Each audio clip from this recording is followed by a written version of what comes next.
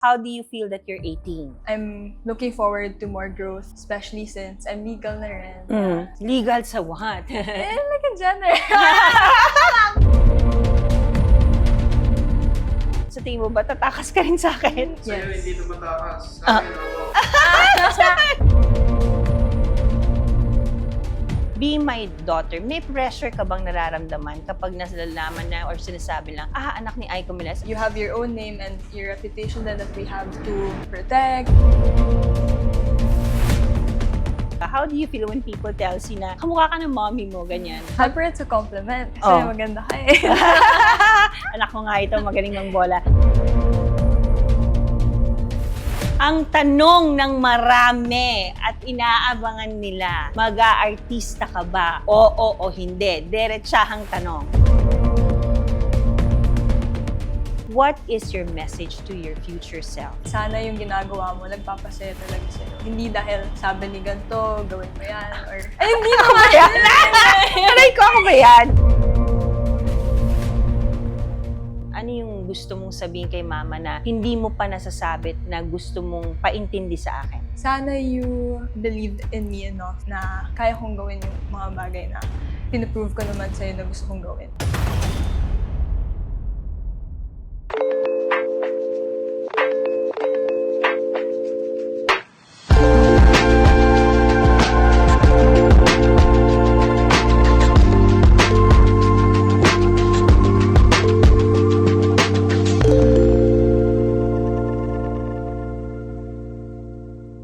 Hi guys! Welcome back to my YouTube channel. With me right now is ang aming bunso ni Andre. First time ever to guest on my YouTube channel in any online platform and any television, lahat guesting. Unang pagkakataon niya. We'll get to know more about my daughter, Martina. Yay! Happy birthday, Martina! Thank you! Yes! 18 ka na, Martina. So, how do you feel that you're 18? Same pa rin nata. I think it's just the age na nagbago. But definitely, now that I've turned 18, I'm looking forward to more growth, especially since I'm legal na rin. Legal sa what? Like a gender. No. There are things na gustong malaman ng mga tao about you. Now that you've graduated and nakapasa ka sa Ateneo, di ba? Anong course? Development study. What do you look forward to in becoming a student sa Ateneo? Definitely, I look forward to learning more sa school na yun, especially with the values that they have for their student. I think I'm really looking forward to it. Lalo na it's my first year in college, so yun. Doon sa mga hindi alam, ang developmental studies deals with It's like a multidisciplinary course on law, politics, and economics. So yun, it's mixed talaga. So at least I get to have a glance on those areas all at once. So Do you want to become a lawyer? actually right now, that's what I'd like to see myself doing in the future. Pero definitely it's still a long time coming. So I still have a lot of years to think about it. So I don't know if it's what I'm gonna pursue in the future. Pero sana, I get Pero kasi 'di ba, you took up a crash course also in Oxford which deals with law also. So parang talagang dun yung ano mo, yun yung gusto mong path na pasukin. Bakit lawyer? Actually, I think it was also your influence eh. Really? Siyempre, kasi you're in public service, there's law in there then. So, I think it's your influence then. That's why I want to be a lawyer. But do you see yourself becoming a public servant also someday? Definitely, it's not out of the picture. Pero, syempre, iba pag nakatulong ka sa mga tao, iba when you're in public service. So, I'd like to help others as well. I just don't know if it's todo na sa public service or behind the scenes, you know. So, any kind of help I can offer, I'm willing to do it. Ang tanong ng marami at inaabangan nila, mag-aartista ka ba? Oo o hindi? Diretsahang tanong. Hindi po. Right now, it's not my focus. Parang hindi pa ako masyadong out of my shell for that kind of stretch out of my comfort zone. So gusto ko muna, yan, mga endorsements. Endorsements. Commercials. Kung meron, guys, baka naman. naman. So, more on modeling ka, endorsement. So, doon sa mga hindi nakakalam, she's also an athlete, volleyball player. So, what do you look forward to being an athlete also? Definitely, since now na volleyball is really booming in the Philippines, actually worldwide, sobrang laki na ng face ng volleyball ngayon. And it's so nice to see na throughout the years, it's not just a sport, it's more of like a passion rin for others. And the way na maka-inspire sila ng yung mga athletes, ng mga kids like me. Like, I remember starting volleyball when I was just 8. So, iba talaga yung impact ng sports. Tsaka yung discipline, no, ng mga athletes talaga, ibang-iba. Kasi ako, I used to swim also, so I know how it is to be an athlete. Yung disiplina na na-instill sa yung values mo, and then nakikipaglaro ka sa mga barangay natin sa District 5, di ba, ng mga volleyball players. So, sino bang idol mong volleyball player? Syempre, lalo pa ba ako? Si Ate Miki. Si Ate Miki, yung mga kapatid ko. Yes. But aside from Ate Miki, sino yung popular na athlete talaga ng gustong-gusto mo?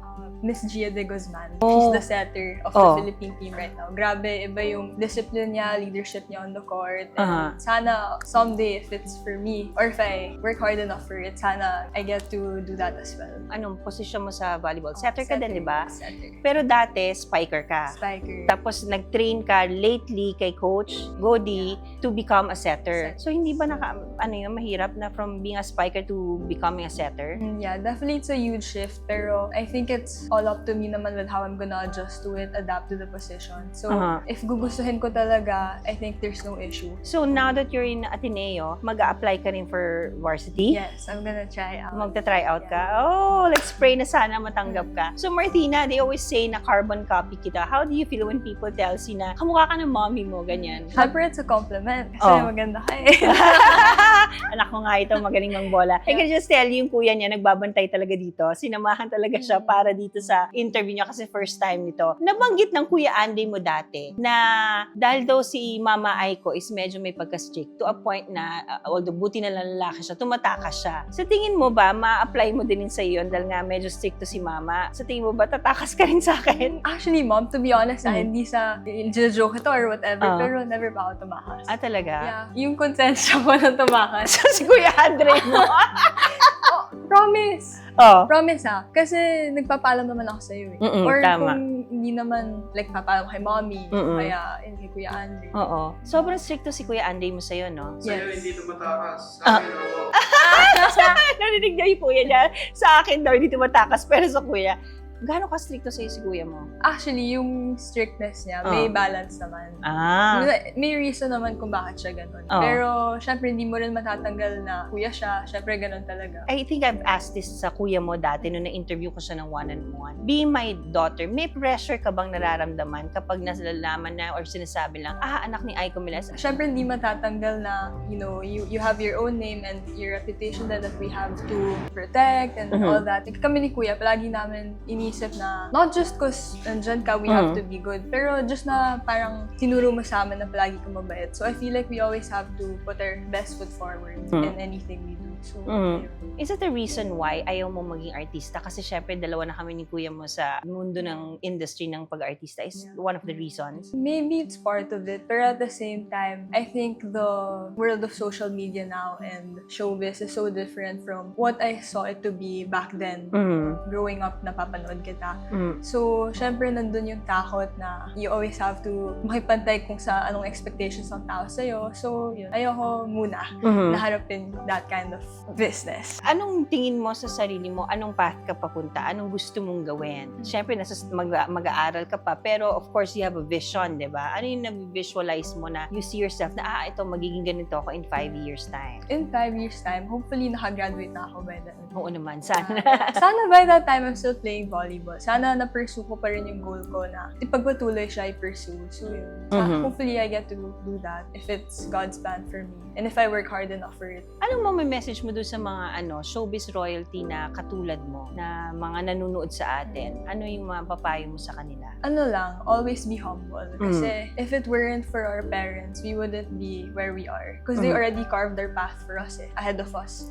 So, feel ko, it's our job and our responsibility then to, pangalagaan yun. And to always be grateful. Kasi hindi naman sa, like, ewan ko kung pwede ba ito sabihin, pero feel like we have have it one level easier than the rest of everyone else. Kasi, syempre, andyan na kayo to guide us, be with us. So, like, always be humble and just be true to yourself. Yeah. Diba? Yung advice sa akin palagi ni Kuya. Ngayon na looking back, syempre 18 years old ka na, di ba? Ano yung regrets mo this year? Actually, I applied kasi abroad din Oo. ng college and I got accepted. Pero, syempre, inisip pa rin ni Mama na you're still my baby girl. Syempre, andun yung emotional attachment which I 100% understand. Pero, syempre, hindi ko maiisip na what if pinagpatuloy ko, ganyan. Pero, I know naman to myself na where I am now is exactly where I need to be. So, Pero naintindihan mo naman si Mama kung bakit hindi mo na kita papayagan. I know, isa yun sa iniisip ko pagka na mag-isa ako na parang dapat ba pinayagan ko siya na mag-abroad, mag-isa to be independent or hindi pa kasi kaya. Naintindihan mo rin naman yung rason ko why hindi muna for now. Hindi ko naman kino-close yung opportunity mo na to fly abroad and to study there kasi ngayon napatunayan natin ilang eskwelahan abroad na natanggap ka. 3 in the UK then 2 in the US. 3 in the UK and 2 in the US. Hindi ko pa talaga kasi siya kayang i-let go kasi nga babae. And alam mo naman na yung attachment namin sa iyo iba din, 'di ba? Pumunta ka na Amerika, 'di ba? Nag-stay ka doon for quite some time. Ano naman yung mga natutunan mong value sa Amerika nung hindi ka namin kasama? And what made you decide to come back also kay Mama and kay Kuya Andy and Lola? Yung independence, iba yung level of independence doon. From your own chores down to the most simple things, you all have to do it by yourself. And here kasi in the Philippines, we have Helpers, makasambahay.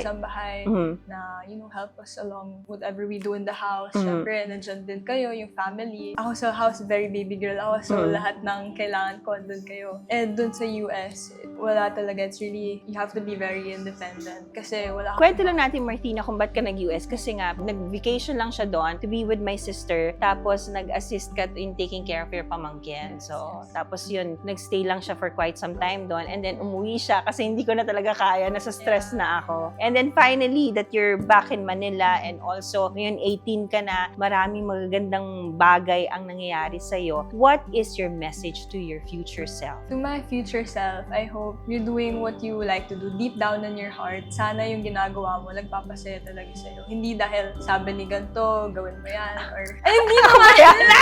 Aray ko, ako ba yan? Hindi naman. Just like, stop caring about what other people would think and just focus on what you really want to do. If there's a message that you'd like to tell me, ano yun? Ano yung gusto mong sabihin kay Mama na hindi mo pa nasasabit na gusto mong paintindi sa akin? Huwag ka mag-filter. Okay. Sabi nga ni Kuya Andy mo kanina, maging honesto ka daw dito sa interview. Oo. I don't think I get to tell you enough how grateful ako. Kasi, okay, ito yung medyo pero I'll also say the other side of it. Yeah, go lang. Yeah, I'm really grateful kasi you're always there. Grabe, Mom. Yung sa volleyball ko, pag may game ako, kahit madaling araw ka na natapos sa taping, manunod ka pa rin. So, yung ganung mga bagay, yun yung, it may seem simple to you, pero for me, it's one of the most special moments in my life. So, thank you dahil you never forget to show up. And when it comes naman to what I don't get to tell you often, sana you would... Okay lang. Konting naman dyan. Sana you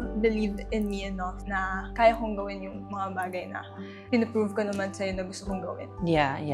And alam ko naman na andyan yung pagiging mother mo and I completely understand. Pero yun nga, sana yun, may mga bagay na feel ko if you said yes to it. Like? I probably would have pursued it. Really like yung sa study abroad. Yeah. We will get there, anak. I told you naman na it's probably not the right time now, but eventually naman, with your pursuance, siguro naman, maiintindihan ko na rin paunti-unti. And syempre, Mimi, sa buhay ni Mama ngayon, okay ka naman. Like kay Tito J mo, okay ka naman. Of course, 100%. Lucky pa nga ako kasi ever since Tito J came along, parang mas nagkaroon ako ng figure in my life na I didn't have growing up. So, I'm thankful for that. And syempre, iba din yung naging influence niya sa'yo. Feel ko, mas naging mature din yung ikaw individually and also in your relationship. So yun, I think he's a good addition to your life. Yeah. What is your message to Mommy Elsie? Mommy, kung nanonood ka man. Oo, I'm sure papanoorin niya to. Excited siya eh. Super thank you kasi pinalaki mo kami ni Kuya Andre. Habang nag-work si Mommy, ikaw yung nag-aalaga sa amin sa bahay. And fun fact, si Mommy, hatid sundo pa rin ako until Ngayon. grade 12. Actually, until ngayon, pagpasok ko ng college. Oo. So, ayun, super thank you, Mommy, kasi never mo kami pinabayaan. And if there's this one person I can name who's so selfless, si Mommy Elsie yun. Message to your Kuya Andre. Kuya Andre, andito ka naman, so you don't have to go to YouTube to watch this. Pero, thank you kasi you're the kuya na I have and never ko inakala na magkakaroon tayo ng ganitong relationship. Kasi dati, you know naman our history. Yeah. So yun, I'm super thankful to have you around and I hope na whatever you do for me, I'm willing to do as much or beyond pa. Yeah. Yeah. What are you sorry for? I'm sorry for answering back. Sorry. No, kasi di ba sa stage, nung bata-bata si Martina, totoo naman yun, naging ano nga eh, baliktad nga eh, nung bata-bata siya, medyo maldita siya talaga. Sumasagot siya talaga sa amin lahat. Si Kuya Andre niya, binato niya ng kung ano-ano, and talaga minsan, sa sobrang dahil nga siya yung bunso, napag-initan pa namin si Kuya Andre niya. Actually, kawawa si Kuya Andre mo ng bata. And ako din, kung sagot-sagutin mo ng bata. Ano yung naging turning point mo? Ba't bigla naman naging sobrang kakaiba ka ngayon? Para kang ano na, para kang buying for saint.